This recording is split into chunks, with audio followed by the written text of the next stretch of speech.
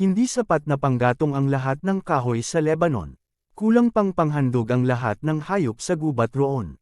Sa kanyang harapan, ay walang halaga ang lahat ng bansa. Saan ninyo ihahambing ang Diyos? At kanino ninyo siya itutulad? Siya ba'y maihahambing sa mga imaheng ginawa ng tao, na binalutan ng ginto, at ipinatong sa pilak? Hindi rin siya maitutulad sa rebeltong kahoy.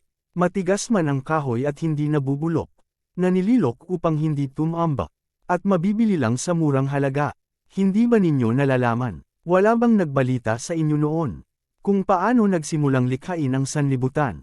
Ang lumikha nito ay ang Diyos na nakaupo sa kanyang trono doon sa kalangitan. Mula roon ang tingin sa tao'y parang mga langgam. Ang langit ay iniladlad niyang tulad ng kurtina, tulad ng tolda upang matirahan. Inaalis niya ang mga pinuno sa kapangyarihan. At ginagawang walang kabuluhan. Tulad nila'y mga halamang walang ugat, bagong tanim at natutuyo agad.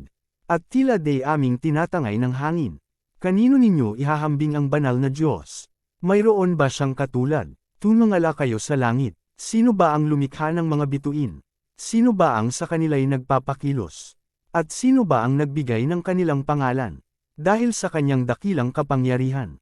Walang nawala sa kanila kahit isa man. Si Yahweh ang nagbibigay ng kalakasan. Israel, bakit ka ba nagrereklamo? Na tila hindi pansin ni Yahweh ang kabalisahan mo. O hindi ay nalalayan sa kaapihang naranasan. Hindi ba ninyo nalalaman, di ba ninyo naririnig? Na itong si Yahweh, ang walang hanggang Diyos. Ang siyang lumikha ng buong daigdig. Hindi siya napapagod. Sa isipan niya'y walang makakaunawa. Ang mahihina't mga napapagod ay kanyang pinapalakas. Kahit na ang mga kabataan ay napapagod.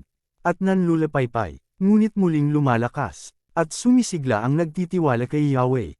Lilipad silang tulad ng mga agila. Sila'y tatakbo ngunit hindi mapapagod.